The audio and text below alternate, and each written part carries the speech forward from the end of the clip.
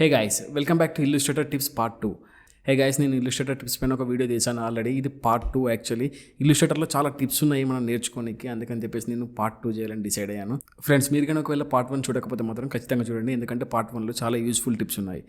Daily మనం real టైంలో use చేస్తుంటాం కదా, Illustrator యూజ్ చేసినప్పుడు జస్ట్ బేసిక్ టిప్స్, బట్ కానీ చాలామందికి తెలియదు అవి. బట్ ఈరోజు వీడియోలో అండ్ ఈ Part-2లో కొన్ని ఇంపార్టెంట్ జస్ట్ మనకు రియల్ టైంలో యూజ్ అయ్యే ప్రో లెవెల్ Illustrator టిప్స్ చెప్తున్నాను. Okay guys, this is Teja. మీరు నా ఛానల్కి ఫస్ట్ టైం వచ్చినట్లయితే కనుక సబ్స్క్రైబ్ చేసుకోవడం మాత్రం మర్చిపోకండి. ఇంకా లేట్ చేయకుండా let's get start video. 1 second. ఒకవేళ మీరు Illustrator సాఫ్ట్వేర్ నేర్చుకోవాలనుకుంటే కనుక మన ఛానల్లో ఆల్రెడీ నేను Illustrator పైన కంప్లీట్ ట్యూటోరియల్స్ చేసి పెట్టాను.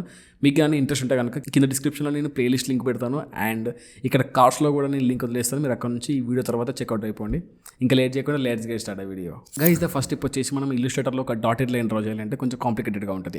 ఎందుకంటే మనకి ఫోటోషాప్లో మనకి డాటెడ్ లైన్ అండ్ డాషెడ్ లైన్ అని చెప్పేసి సపరేట్గా ఉంటాయి. బట్ మనకి Illustratorలో ఎట్లా అంటే మనకు ఓన్లీ డాషెడ్ లైన్ అని మాత్రమే ఉంటుంది. ఫర్ ఎగ్జాంపుల్ ఇప్పుడు చూడండి, నేను లైన్ సెగ్మెంట్ టూల్ తీసుకుంటున్నాను, ఒక లైన్ డ్రా చేశాను. జస్ట్ ఇప్పుడు చూడండి, ఇక్కడ నాకు డాషెడ్ లైన్ అని మాత్రమే ఉంది. దీనిపైన క్లిక్ చేసిన అనుకోండి, చూడండి మనకు లైన్స్ లాగా వస్తుంది. బట్ నాకు ఇక్కడ ఏం కావాలి, డాటెడ్ లైన్ రావాలి. డాటెడ్ లైన్ రావాలంటే జస్ట్ ఇప్పుడు ఇప్పుడు ఏం చేస్తున్నా అంటే స్ట్రోక్ కొంచెం నేను అరౌండ్ ఒక 12 సెట్ చేసుకుంటున్నాను. అగైన్ స్ట్రోక్లోకి వెళ్తున్నాను. జస్ట్ నేను డాష్ 0 సెట్ చేస్తున్నాను. ఇది అరౌండ్ ఒక 20 సెట్ చేస్తున్నాను. And at the same time ఇక్కడ క్యాప్స్ ఉంది కదా, ఇది మేజర్ పార్ట్. ఇక్కడ క్యాప్స్ని మనము రౌండెడ్ క్యాప్ సెట్ చేస్తున్నాను. ఇప్పుడు చూడండి, నాకు ఆటోమేటిక్గా ఒక డాష్ లైన్ వచ్చేసింది, డాటెడ్ లైన్ వచ్చేసింది. ఇప్పుడు మనం ఈ డిస్టెన్స్ కూడా సెట్ చేసుకోవచ్చు, తగ్గించుకోవచ్చు. ఇప్పుడు చూడండి, నేను ఈ వాల్యూ ఇంక్రీజ్ చేస్తే మనకి డాట్స్ తగ్గుతున్నాయి. డాట్స్ మధ్య గ్యాప్ కూడా తగ్గుతుంది. అట్ ద సేమ్ టైం ఇప్పుడు నేను ఈ వాల్యూ తగ్గించాను అనుకోండి, చూడండి జనరల్గా అరౌండ్ నేను ఒక 9-10 సెట్ చేశాను. చూడండి, ఈ ఒక్కొక్క డాట్ మధ్యలో ఉన్న డిస్టెన్స్ తగ్గుతుంది. చాలామందికి ఈ ట్రిక్ తెలియదు, బట్ ఇది ఒకటి గుర్తుపెట్టుకోండి, మీకు చాలా యూజ్ అవుద్ది.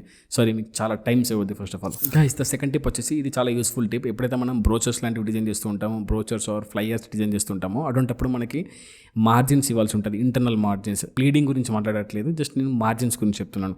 ఫర్ ఎగ్జాంపుల్ ఇక్కడ చూడండి, ఒక టెక్స్ట్ని యాడ్ చేశాను, బట్ నాకు ఇంటర్నల్గా నాకు మార్జిన్స్ లేవు. నేను మార్జిన్స్ యాడ్ చేయాలి. చాలామంది ఏం చేస్తుంటారంటే జస్ట్ రూల్స్ తీసుకొని జస్ట్ నార్మల్గా ఇట్లా సెట్ చేస్తూ ఉంటారు ఇట్లా. బట్ ఇక్కడ చూడండి, ఇది యాక్చువల్లీ ఇది లాంగ్ ప్రాసెస్, అండ్ మనకి అన్ని కార్నర్స్ కూడా అన్ని సైడ్స్ ఈక్వల్గా రావు మనం మాన్యువల్గా సెట్ చేసుకుంటే. దానికి ఒక ఈజీ టిప్ ఉందండి. జస్ట్ ఇప్పుడు నేను ఏం చేస్తున్నా అంటే, ఓకే గైస్, ఇప్పుడు నేను ఒక రెక్టాంగిల్ తీసుకుంటున్నాను. ఆ రెక్టాంగిల్ అనేది నా ఆర్ట్ బోర్డ్ సైజ్ ఎంత ఉందో ఆ సైజ్ మొత్తం తీసుకుంటున్నాను. ఓకే, ఇప్పుడు నా ఆర్ట్ బోర్డ్ సైజ్ అండ్ నా రెక్టాంగిల్ సైజ్ రెండు సేమ్. జస్ట్ ఇప్పుడు నేను ఆబ్జెక్ట్లోకి వెళ్తున్నాను, పాత్ ఆఫ్సెట్ పాత్.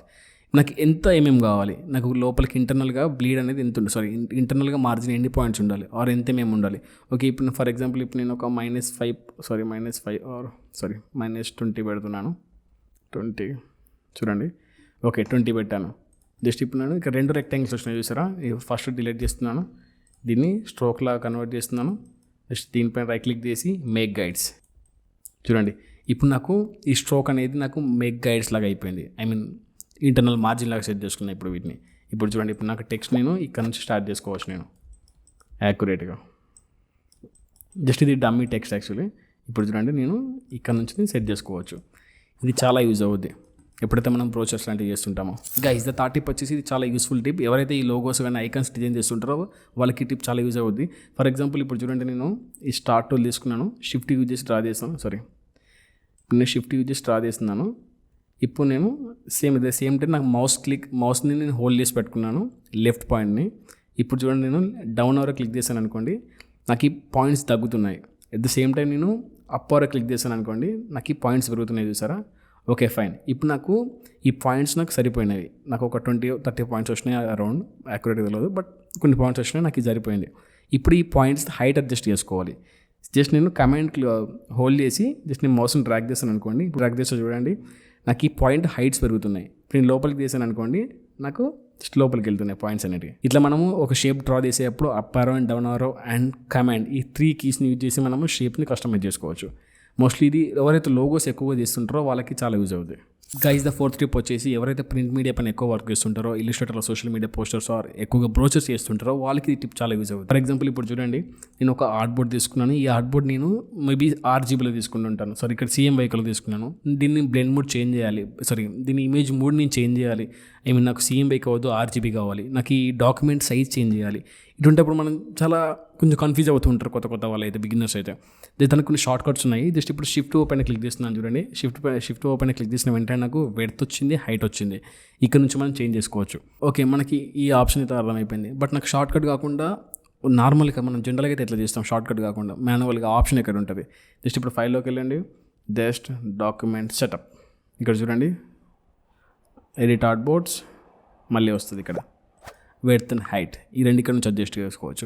అండ్ మనం ఒకవేళ కలర్ మోడ్ చేంజ్ చేసుకోవాలనుకోండి మన ఆర్ట్ బోర్డ్ది, జస్ట్ ఇప్పుడు ఎఫెక్ట్లోకి వెళ్ళండి, just document and raster effects. ఇక్కడ చూడండి మనకి జస్ట్ ఇప్పుడు CMYK కావాలా, గ్రే స్కేల్ కావాలా, బిట్ మ్యాప్ కావాలి, ఇక్కడ సెట్ చేసుకోవచ్చు. అండ్ మన డెప్త్ ఎంత కావాలి, మనకి రెజల్యూషన్ అనేది అది సెట్ చేసుకోవచ్చు. బ్యాక్గ్రౌండ్ కలర్ ఎట్లా ఉండాలి, ట్రాన్స్పరెంట్ ఉండాలా, వైట్ ఉండాలి, ఇవన్నీ ఇక్కడ నుంచి సెట్ చేసుకోవచ్చు. ఓకే, అండ్ మనకు కలర్ మోడ్ ఇక్కడ నుంచి కూడా చేంజ్ చేసుకోవచ్చు. జస్ట్ ఫైల్లో నుంచి జస్ట్ కలర్ మోడ్ ఇక్కడ నుంచి కూడా మనం డైరెక్ట్గా షిఫ్ట్ కావచ్చు RGB and CMYK. Guys the fifth tip వచ్చేసి అగైన్ ఎవరైతే బ్రోచర్స్ లాంటివి చేస్తుంటారో ఇల్లుస్ట్రేటర్లో, ఎందుకంటే ప్రింట్ ఫైల్స్ చేస్తున్నప్పుడు వాళ్ళకి ఆర్ట్ బోర్డ్స్ కాపీస్ ఎక్కువగా ఉంటాయి.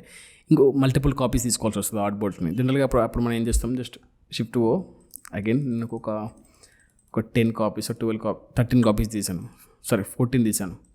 బట్ చూడండి, నాకు first art board and fifth art board ఐలైన్గా లేవు. ఇవన్నీ కూడా చూడండి ఎట్లా వచ్చినాయో, ప్రాపర్గా ఒక ఫార్మాట్లో సెట్ అవ్వట్లేదు. జస్ట్ ఇప్పుడు దానికి సెట్ కావాలంటే జస్ట్ ఒక చిన్న ట్రిక్ ఉంది. అగైన్ షిఫ్ట్ ఓపెన్ క్లిక్ చేశాను, రీఅరేంజ్ ఆల్. జస్ట్ నాకు ఒక కాలం 3 కావాలి, 100 పిక్సెల్ 120 సెట్ చేస్తున్నాను. ఒక 120 అనేది స్పేస్, ఒక్కొక్క ఆర్ట్ బోర్డ్కి మధ్యలో స్పేస్ అనేది ఒక 120 పిక్సెల్స్ పెట్టుకున్నాను. Just click okay. ఇప్పుడు చూడండి నాకు ఎంత ప్రాపర్గా రీఅరేంజ్ అయ్యాయో. జస్ట్ ఈ టిప్ గుర్తుపెట్టుకోండి, మనకి చాలా టైం సేవ్ అవుద్ది. అయితే నెక్స్ట్ టిప్ వచ్చేసి చాలా యూస్ఫుల్ టిప్. ఇల్లుస్ట్రేటర్లో ఈ టూల్ గురించి తెలియకపోతే మీరు నేర్చుకుని వేస్ట్. అదే అండి, just shape builder tool. For example ఇప్పుడు చూడండి, షేప్ బిల్డర్ టూల్ ద్వారా మనం ఒక 2 షేప్స్ని మెర్జ్ చేద్దాం. Just control D. ఇప్పుడు చూడండి వీటన్నింటిని మెర్జ్ చేస్తున్నాను using shape builder tool. Just Shift M short cut వచ్చేసి నాకు మెర్జ్ కావాలి కాబట్టి జస్ట్ నేను ఇట్లా సెట్ చేశాను, డ్రాగ్ చేస్తున్నాను. ఓకే, నాకు ఈ 2 మెర్జ్ అయిపోయాయి. అండ్ ఇటు మెర్జ్ చేశాను, కంప్లీట్గా మెర్జ్ చేశాను. ఇప్పుడు నాకు ఈ పార్ట్ అవసరం లేదనుకుంటే జస్ట్ ఆల్ట్ క్లిక్ చేశాను అనుకోండి, ఆటోమేటిక్గా డిలీట్ అయిపోద్ది. నాకు ఈ పార్ట్ అవసరం లేదనుకుంటే ఇక్కడ నుంచి డిలీట్ చేయొచ్చు.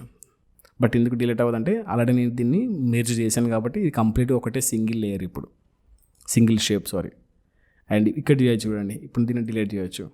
సరే, జస్ట్ నేను అగైన్ దీనికి మెర్జ్ చేస్తున్నాను, ఇక్కడ నుంచి ఇప్పుడు దీనికి మెర్జ్ చేస్తున్నాను. షేప్ బిల్డర్ టూల్ అనేది ఒక ఎక్స్ట్రాడినరీ టూల్ ఇన్ ఇల్లుస్ట్రేటర్. ఈ టూల్ లేకపోతే జనరల్గా మనం ఏ లోగోస్ కానీ ఎటువంటి డిజైన్ చేయలేము ఇల్లుస్ట్రేటర్లో. గైస్ ద నెక్స్ట్ టిప్ వచ్చేసి, ఇది ఒక టిప్ కాదు, ఇది ఒక చిన్న ప్రాబ్లం. మనకి మనం ఏదైనా డిజైన్ చేస్తున్నప్పుడు ఇల్లుస్ట్రేటర్లో ఆటోమేటిక్గా మనకి పర్స్పెక్టివ్ గ్రిడ్ ఆన్ అయిపోద్ది, లైక్ దిస్. ఇప్పుడు చూడండి, నాకు ఈ పర్స్పెక్టివ్ గ్రిడ్ ఆన్ అయింది. నేను మేబీ ఇది టచ్ చేసి ఉంటాను డిజైన్లో, మనకు తెలియకుండా టచ్ అయిపోతూ ఉంటుంది. సంథింగ్ ఏదో మన షార్ట్ కట్కి ప్రెస్ చేస్తుంటే ఆటోమేటిక్గా అది మన ఆర్ట్ బోర్డ్ పైన వచ్చేస్తుంటుంది. ఇప్పుడు చూడండి, నేను దీన్ని వీటిలతోనే తీసేస్తే పోదు.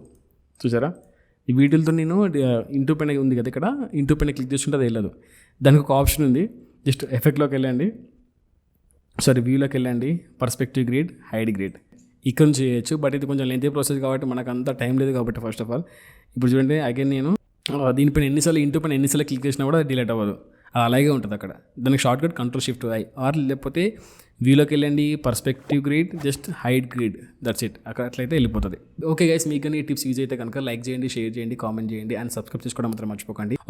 ఒకవేళ ఇల్లుస్ట్రేటర్ సాఫ్ట్వేర్ నేర్చుకోవాలనుకుంటే కనుక కింద డిస్క్రిప్షన్లో నేను ప్లేలిస్ట్ లింక్ ప్రొవైడ్ చేస్తాను. మీరు అక్కడ నుంచి డైరెక్ట్గా ప్లేలిస్ట్కి వెళ్ళొచ్చు. జస్ట్ మీరు సాఫ్ట్వేర్ నేర్చుకోవాలనుకుంటే కనుక నేర్చుకోవచ్చు. Okay guys, thank you, signing off.